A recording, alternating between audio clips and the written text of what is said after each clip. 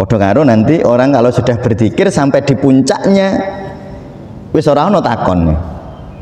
Itu namanya nek cara ilmu tauhid namanya wahdatul wujud atau manunggaling kawula kepada Gustinya. Itu nah, makanya di dalam pelajaran perjalanan ruhaniyah niku tujuan akhirnya adalah menghentikan semua pertanyaan, kebingungan kita semua terjawab. Jadi mangke niku di dalam bab ketujuh ini Syekh Abdul Qadir Jailani mengajak kita piye carane zikir la ilaha illallah. Itu namanya mikir, melihat di luar diri kita. Tapi kalau berzikir niku mboten metu tapi melebu, bukan pergi tapi pulang. Jadi zikir itu jalan pulang, zikir lisan dulu terus zikir mengikuti aliran nafas. Waktu zikir mengikuti aliran nafas niku pun mboten ngangge lisan ya. Jadi zikirnya la ilaha illallahnya itu masuk. Jadi waktu jenengan tarik nafas, maka kalau di dalam tubuh kita itu ada 60 triliun sel, maka oksigen tadi masuk ke dalam 60 triliun ini. Di dalam kulit, di dalam rambut, di dalam bahkan di dalam kuku. Ini oksigen masuk ke sana. Maka secara maknawiyah kalau zikir kita bareng nafas, maka nanti zikir itu akan disampaikan ke dalam setiap sel di dalam tubuh kita yang jumlahnya 60 triliun ini. Terus wong nek urung zikir itu takon terus memang.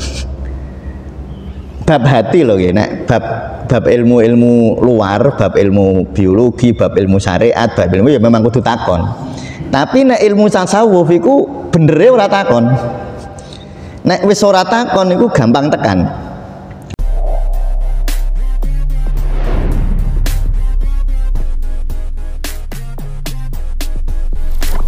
Hadratin Nabi Mustafa Rasulullah sallallahu alaihi wasallam wa azwajihi wa dzurriyyatihi wa ahli baitihi wa ila jami' ikhwanihi minal anbiya wal mursalin wal awliya wasyuhada wassalihin wal ulama ilmu sanifin malaikatil muqarrabin khususan sahib hadal kitab Syekh Abdul Qadir Jailani dan guru-guru kita semua wa ila jami' ahli kubur minal muslimin wal muslimat wal mu'minin al mu'minat masyarikil ardi maghribiha bariha bariha khususan ahli warisipun jamaah Masjid Al-Fatah sedaya cikal bakal Masjid Al-Fatah sedaya ingkang sampun berjuang berjasa ke Masjid Al-Fatah wa usulihim wa furu'ihim wa lisalsilatihim syai'ulillah lahumul fatihah.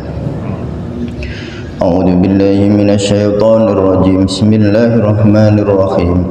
Alhamdulillahi rabbil alamin arrahmanir rahim maliki yaumiddin. Iyyaka na'budu wa iyyaka nasta'in ihdinas siratal mustaqim. Siratal ladzina an'amta 'alaihim ghairil maghdubi 'alaihim waladdallin. Amin. Bismillahirrahmanirrahim. Qala al-muallif rahimahullahu ta'ala wa nafa'ana bihi wa bi ulumihi fid dharain amin ya rabbal alamin. Falikulli maqamin martabatun khossatun. Kemarin sudah disampaikan bahwa Kanjeng Rasul pun ngendika ya, afdhalu ma aqulu ana wa ma qalahu nabiyyuna min qabli la ilaha illallah. Saapi-apike kalimat paling utama, paling afdol kalimat yang abadi sejak nabi-nabi terdahulu sampai aku, kata Rasulullah niku la ilaha illallah. Jadi mangke niku di dalam bab ketujuh ini Syekh Abdul Qadir Jailani mengajak kita piye carane zikir la ilaha illallah. Diocei kaya ngocei bawang. Dari luar dikupas, jerone mungkin masih ada, lalu dikupas lagi. Ketika dikupas jerone ada lagi, lalu dikupas lagi, dan seterusnya sampai ketemu intine bawang, sehingga yang ada nanti hanya air mata ya. Bawangnya seakan-akan sudah nggak ada, tapi nanti yang tersisa adalah air mata. Itu analogi zikir niku sebenarnya ngoten ya. Jadi masuk ke dalam diri kita yang paling dalam. Kalau mikir, memahami dunia luar. Jadi memahami dunia luar, memahami matahari, memahami bulan, kenapa matahari kok ada reaksi nuklir. Matahari itu reaksi nuklir yang luar biasa, yang bisa memancarkan sejak 4 miliar tahun yang lalu, kata para ahli, dan matahari akan berusia kurang lebih 4 miliar tahun juga sampai yang akan datang. Dan itu kalau memahami kayak gitu namanya mikir, tafakkur. Nanti bulan, kenapa bulan kok bisa mengendalikan pasang surutnya laut, bisa mengendalikan musim ikan bulan. Itu namanya mikir, melihat di luar diri kita. Tapi kalau berzikir niku mboten metu, tapi melebu. Bukan pergi tapi pulang. Jadi zikir itu jalan pulang.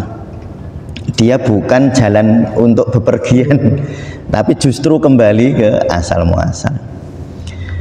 Imma jahron au khafiyatan. Kadang-kadang zikir niku jahr diucapkan atau khafiyah. Khafiyah niku mboten ora krungu, tidak terdengar. Fal awalu, awalnya hada sudah memberi petunjuk Allahum akan hamba-hambanya ila zikril lisan. Pertama kita dituntun Allah zikir lisan, sing gerak niku lisannya. Summa ila zikrin nafasi, lalu zikir di dalam nafas. Niku urut nggih, urut. Sing paling gampang sederhana nggih zikir lisan. Ya ini nek ora iso yo kebangetan. Zikir lisan itu kan paling sederhana ya. Cuma la ilaha illallah wonten mawon. Summa ila zikrin nafasi, lalu zikir itu mengikuti aliran nafas. Ya niku, jadi zikir lisan dulu terus zikir mengikuti aliran nafas. Waktu zikir mengikuti aliran nafas niku pun mboten ngangge lisan ya. Jadi zikirnya la ilaha illallahnya itu masuk. Jadi waktu jenengan tarik nafas itu la ilaha illallah dalam hati sampai menggerakkan perut. Terus habis itu illallah kita hembuskan. Ya intinya zikirnya bareng nafas ya. La ilaha bareng inhalasi, illallahnya eksalasi. La ilaha waktu tarik nafas, illallahnya hembuskan nafas. Disadari saja, karena nanti zikir niku kalau dibawa oleh nafas itu masuknya ke kolbu ya. Kan nafas itu dari hidung ke bawah ke dada. Nanti kalau zikir jenengan la ilaha illallah juga kita barengkan dengan nafas, dia akan masuk. Nanti akhirnya makna zikir itu di bawah darah. Nanti akhirnya makna zikir itu nempel di dalam setiap sel di dalam tubuh kita. Makanya lalu kalau kita berzikir betul-betul dihayati ini ku merinding, wulu jemborok, melok jemborok. Kadang-kadang muncul rasa seperti kesemutan, geringgingan tapi enak. Mboten semutan sing yang tidak nyaman, tapi semutan itu rasa semutan yang nyaman. Itu sebenarnya kalau dalam dunia kedokteran, rasa semutan semacam itu memperbaiki saraf. Ya, jadi ini ku pas zikir dirasakno tenan bareng sama keluar masuknya nafas. Maka zikir itu akan dibawa oleh oksigen, karena nanti oksigen itu akan masuk ke dalam setiap sel di dalam tubuh kita ya. Jadi ceritanya nafas niku ngeten. Kalau kita tarik nafas kan oksigen dari udara ya, masuk ke hidung lalu ke paru-paru. Di paru-paru lalu oksigen diserap darah, karbon dioksida masuk ke paru, kita buang. Yang oksigen masuk ke dalam darah lalu masuk ke jantung. Dari jantung oksigen itu beredar ke seluruh tubuh, ke dalam setiap sel, karena kalau sel nggak dapat oksigen mati selnya. Maka kalau di dalam tubuh kita itu ada 60 triliun sel, maka oksigen tadi masuk ke dalam 60 triliun ini. Di dalam kulit, di dalam rambut, di dalam bahkan di dalam kuku, ini oksigen masuk ke sana. Maka secara maknawiyah kalau zikir kita bareng nafas, maka nanti zikir itu akan disampaikan ke dalam setiap sel di dalam tubuh kita yang jumlahnya 60 triliun itu. Dan itu mengapa sangat indah ketika orang merasakan, ya, saya sampaikan, atau menghayati zikir bersama nafasnya. Niku zikir setelah zikir lisan, ya. Kalau jamaah niki ya zikir lisan, berjamaah ya enggak zikir nafas, ya. Nah, jamaah zikir nafas neng-nengan kok. Kalau berjamaah atau tahlil atau manakib ya zikirnya lisan jelas karena kan bareng orang banyak.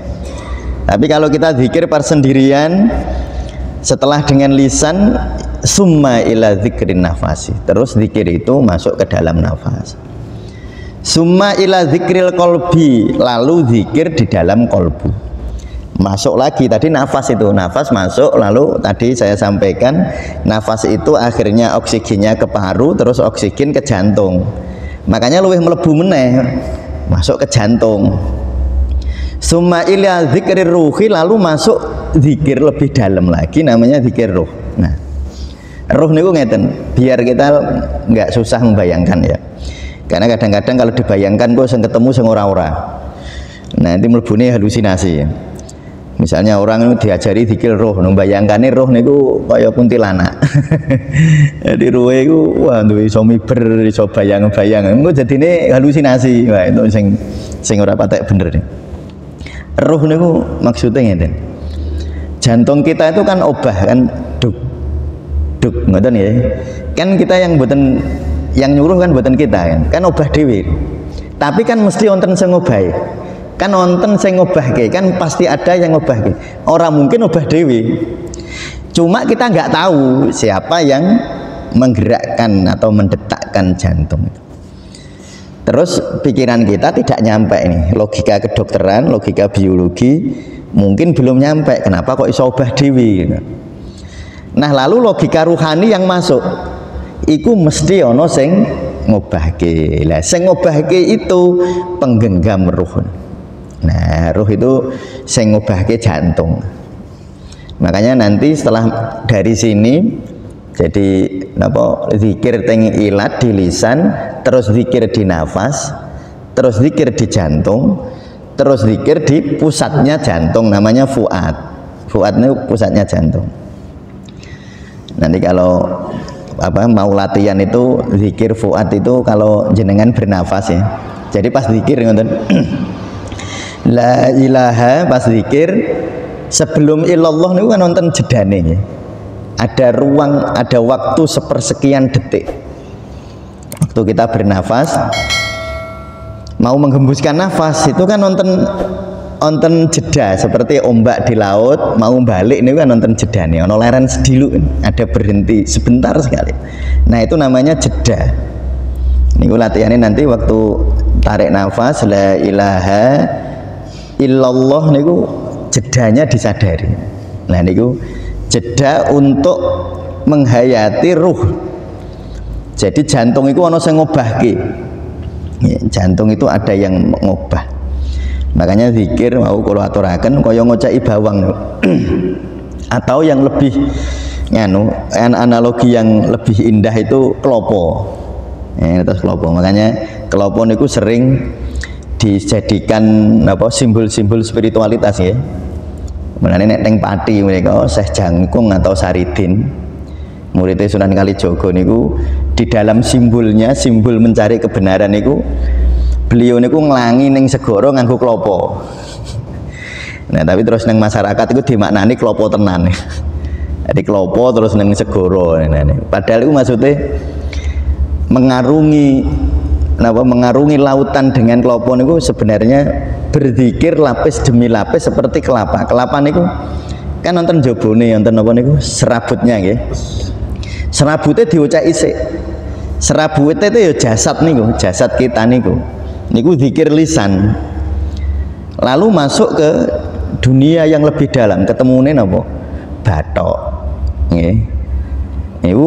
Bathok urung bar. Jadi setelah napa serabutnya diurai ketemu bathok. Seperti tubuh kita, kalau jasad ini terurai, engkau mlebune paling jero niku engkau ana sistem saraf sing lembut itu. bathoke diambil, ketemune napa daging kelapanya. Nggih, tapi nggih dereng bar lho niku. Daging kelapa diparut, ketemune parutan kelapa. Urung bar teri diperes sih, metune santen. Loh, santen ini bisa jadi intinya lagi, pada akhirnya yang ada itu apa? Kelezatan. Loh niku, jadi ujung-ujungnya wong zikir niku ujungnya nanti itu kelezatan. Maka ketika orang itu zikir satu demi satu seperti tadi, latihan dari awal, latihan lisan, zikir lisan. Ini saya kira kita sudah setiap hari latihan ya. Subhanallah kan setiap hari di masjid. Tapi nanti pada saat sendiri terus zikir niku dirasake di dalam setiap nafas. Afdhulul ibadati adul anfas ma Allah. Nah niku paling apike ibadah kata para ulama niku sambil menghitung nafas. Ma Allah bersama ingat Allah, maksudnya la ilaha illallah. Dan itu kados wau nanten santen kalau diperes lagi ada molekul-molekulnya. Nanti kalau diperes lagi ada atom-atomnya. Kalau diperes lagi suwe-suwe kan mboten enten. Suwe-suwe sing ngonten niku ya rasa enak ngoten niku. Niku diibaratkan ngoten ya. Jadi berzikir niku diibaratkan kaya ngoceki klopo niku wau. Dari luar masuk ke dalam, masuk lagi ke dalam, masuk lagi ke dalam, masuk lagi ke dalam sampai ora ketemu apa-apa. Lah niku sing ora ketemu apa-apa niku jenenge laisa kamislihi syai'un. Wis ora kaya kinaya ngopo, tidak seperti apa-apa. Kalau di dalam ilmu tauhid laisa kamislihi syai'un, Allah itu gak kaya apa-apa. Nah, cara wong Jawa terus dimaknane ora kaya kinaya ngopo. Mane kalau riyen jenengan mirsani langgar-langgar zaman riyen niku teng ngajeng itu kan bolong. Jak langgar-langgar zaman riyen teng ngene kula niku tesih riyen. Waktu kula alit niku langgar niku ngarepe bolong. Bolong itu menyimbolkan ora kaya kinaya ngopo niku lho. Suwung, gak apa-apa. Dulu musola dulu begitu. Jadi kula niku tesih ingat mbah kula niku salat niku musolane kan tesih masih enggak di tanah ya.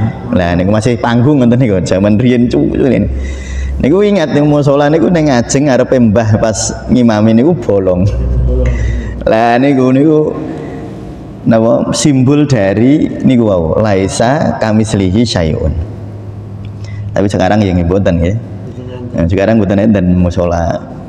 Nah, kuwi jenengan dalam musola piyambak nang omah teng dalem digawe bolong. Nggih mboten napa-napa, cuma niku mengingatkan ya, mengingatkan bahwa pada akhirnya kita tidak bisa memahami Allah secara zatnya, tetapi iso dirasakno. Nah, ini namanya nanti zikir summa ila zikrir ruhi, zikir ke ruh. Sing marai jantung obah niku wau. Summa ila zikri sirri, lalu ke zikir sir. Wah ini luwih jero meneh. Ya sudah nggak bisa dijelaskan. Wis pokoke sesuatu yang sangat lembut. Summa ila zikril khaufi, lalu zikril khaufi. Summa ila zikril akhfal khaufi. Itu yang sering sering disebut di dalam ilmu-ilmu seperti Al-Hikam. Kalau kita baca, puncaknya zikir itu ketika yang berzikir sudah merasa tidak berzikir. Yang berzikir wis merasa bahwa dia dizikirkan Allah. Niku sebenarnya mau menyadari ngoten niku ya. Nah, ketika orang sudah sampai di sana itu seperti nanti yang terjadi itu pertanyaan berhenti. Kan orang niku kita niku sering ditanya nggih, kalau misalnya saya ini sama anak-anak muda ini, kenapa saya diciptakan Allah? Kan sering bertanya ngoten dan nggak bisa dijawab memang. Yumbo kan takone mbek Gusti Allah kan. Lah kenapa kok saya diciptakan? Mengapa kok ibu saya kok ini? Kenapa ayah saya kok ini? Kenapa saya lahir di sini? Itu pertanyaan liar istilahnya nggih. Kan liar nggak bisa dijawab. Menjawab pertanyaan-pertanyaan semacam itu mboten saged kalih logika. Yang bisa dijawab kalih zikir niku. Jadi analoginya ngeten ya. Misalnya kula ngajak anak kula awan, kula ajak, ayo nang ning segoro. Nah, waktu belum sampai ke laut kan dia nanya terus, kenapa toh ya kok ke laut, kok ke sana gitu. Kenapa nggak ke laut yang sana? Kenapa kok ngajaknya ke sini, kok nggak ke Tawangmangu, kok ngajaknya ke laut? Kan takon terus. Wong nek urung zikir itu takon terus memang. Bab hati loh ya, nek bab ilmu luar, bab ilmu biologi, bab ilmu syariat, bab ilmu ya memang kudu takon. Tapi nek ilmu tasawuf iku benere ora takon. Nek wis ora takon iku gampang tekan. Niku contohnya ngene niku. Jadi anak kula jak ning laut, ayo ke laut. Dia mungkin nanya terus, kenapa ke situ? Kenapa kok pakai baju ini? Gitu. Pakai salin, nanti bawa salin, bawa minum. Akan bertanya terus, kenapa begitu? Seperti anak-anak muda takon, kenapa aku dilahirkan? Kenapa? Bareng wis tekan segoro, roh lihat ombak luar biasa indah. Mulai bengong bocah, nggih napa mboten? Awal mulai ndelok segoro bengong. Wis mboten takon niku karena bengong. Hanya melihat keindahan. Wah, bagus banget ya lautnya gitu. Nggak ada lagi pertanyaan kenapa saya ke sini, kenapa saya dibawa ke sini, kenapa bajunya gini, kenapa harus begini, harus begini. Pertanyaannya mboten enten, wong wis ndelok segoro wis seneng banget. Terus dolanan pasir, dolanan ombak. Pas bocah iku dolanan pasir, dolanan ombak, belas wis ora ana takon meneh. Hanya menikmati keindahan lho niku. Padha karo nanti orang kalau sudah berzikir sampai di puncaknya wis ora ana takon. Itu namanya nek cara ilmu tauhid namanya wahdatul wujud atau manunggaling kawula kepada Gustinya. Itu bukan manunggal secara zat mboten nggih. Tetapi menikmati keindahan. Iku bocah kuwi wis ora sadar kenapa harus begini, kenapa harus begini, kenapa bajunya begini. Pokoknya seneng menikmati setiap ombak datang, menikmati lembutnya pasir, menikmati desiran suara gelombang. Pertanyaan hilang. Mulanya sebenarnya menjawab, kalau bahasa kerennya ya, menjawab pertanyaan-pertanyaan eksistensial. Kan ada pertanyaan eksistensial itu pertanyaan yang nggak bisa dijawab, nggak bisa dijawab secara logika. Kenapa Allah menciptakan manusia? Itu kan kenapa Allah menciptakan di dunia ini kok ada baik dan buruk? Kenapa nggak baik semua? Nah, cah nom-nom takone ngoten ya. Dan jawab seperti itu nggak akan ada habisnya. Habisnya itu kalau masuk ke dunia ruhani. Seperti tadi, orang itu kalau belum melihat laut, belum menikmati laut, akan selalu banyak pertanyaan tentang laut. Tetapi nek wis menikmati lautan, sudah sampai di laut, lalu dia menyatu dengan keindahan ombak, menyatu dengan keindahan pantai, menyatu dengan lembutnya pasir. Saat seperti itu onone cuma seneng. Terus koyo lali waktu akhirnya. Makanya zikir yang di dalam puncak zikir itu akhirnya di dalam puncak zikir itu diam. Mulane teng napa Nasoihul Ibad niku wonten dawuh as-sholatu imaduddin wasumtu afdol. Salat iku tiyang agama, meneng luwih utama. Maksudnya meneng niku. Meneng menikmati salat maksudnya. Itu lebih utama. As-sodaqatu tadfa'ul bala. Sodaqah iku tadfa'ul bala, menghilangkan bala. Wasumtu afdol. Tetapi meneng luwih utama. Loh, maksudnya niku. Nah, makanya di dalam pelajaran perjalanan ruhaniyah niku tujuan akhirnya adalah menghentikan semua pertanyaan. Kebingungan kita semua terjawab, bukan dijawab secara logika. Dijawab secara rasa niku wow. Ya, makanya kalau dianalogikan seperti bocah nih wow. Pokoknya saat durungin dekne ketekan segoro terus takon terus, kapan ya nyampenya, kok belum nyampe, kenapa harus gini, kenapa di laut ini, kenapa gak ke situ aja. Ngoten, pertanyaannya akan hadir terus. Tapi nek wis ngerasakno nikmate iku leren takone. Maka berhentinya pertanyaan-pertanyaan itu, pertanyaan eksistensial ya, itu dijawab dengan zikir. Nah, makanya di dalam hidup itu ya kudu mikir. Jenengan belajar ilmu fikih itu belajar mikir. Ilmu fikih itu oh nek wudu sae ngene, gak sae ngene. Syarat sahnya sholat begini, ya, syarat sahnya haji, syarat sahnya zakat dan lain sebagainya. Onten aturane mikir takon itu memang, dan semakin masuk semakin banyak pertanyaan. Jadi kalau kita belajar, nah ini misalnya kulo teng pesantren. Teng pesantren kok belajar takrib. Takrib niku fikih. Jadi fikih niku nggih, niku sing paling dasar namanya safinah. Safinah niku fikih paling dasar, sinau fikih. Bocah do takon mangke, semakin ada pertanyaan. Nanti masuk ning takrib namanya. Takrib iku rodok ngono. Lah di situ perdebatan malah banyak. Engko terus munggah ning Fathul Muin. Oh, perdebatannya makin banyak. Malane ana jenenge ning pesantren niku apa, Mas? Ah, Basul Masail.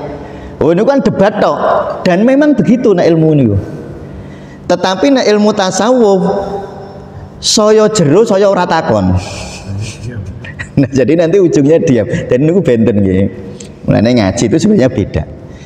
Jadi kita itu mau masuk ke dalam diri atau mau memahami semesta. Kalau dalam ilmu agama, kalau nanti kita belajar fikih, ya kudu takon. Harus tanya. Tapi kalau belajar tasawuf, tasawuf itu pengalaman, mengajak mengalami, ya, mengalami. Ya seperti tadi mengajak anak saya ke laut. Semakin dia lihat perjalanan menuju laut, wah bagus banget ya bagus. Sudah mulai nggak nanya lagi, kenapa kok ke sini? Kenapa aku diajak ke sini? Nggak nanya lagi, sudah mulai merasakan keindahan itu. Saya suwe cedak laut, saya bengong bocah. Bagus banget. Semakin bergairah. Nanti masuk lagi, sudah sampai ke laut, sudah main pasir, main wis ora ana takon blas. Dia menikmati, hanya menikmati. Indoniku. Nah, mulane yang apa namanya, kalau kita ingin apa mengenal ya, mengenal diri kita melalui zikir ya. Kalau mengenal dunia di luar kita namanya mikir. Kalau dalam ilmu apa niki, ilmu syariat ya, nanti insya Allah nanti kita akan ada ngaji-ngaji fikih wonten nggih. Jadi ngaji safinah, ngaji dasar-dasaran lah. Piye ben salate bener, piye ben wudune apik. Niku memang, dan itu nanti pertanyaan banyak. Memang harus nanya nek niku. Tapi kalau di dalam ilmu tasawuf niku saya jero niku. Nah, semakin sumtu. As-sholatu wa imaduddin was-sumtu afdal. Nggih, mugi-mugi kula panjenengan sedaya nggih diparingi hidayah, nggih memahami syariat, nggih memahami hakikat, nggih amin ya rabbal alamin. Maula ya sholli wa sallim daiman abadan ala habibi khairil khalqi kullihim huwal habibul ladzi turja syafa'atuhu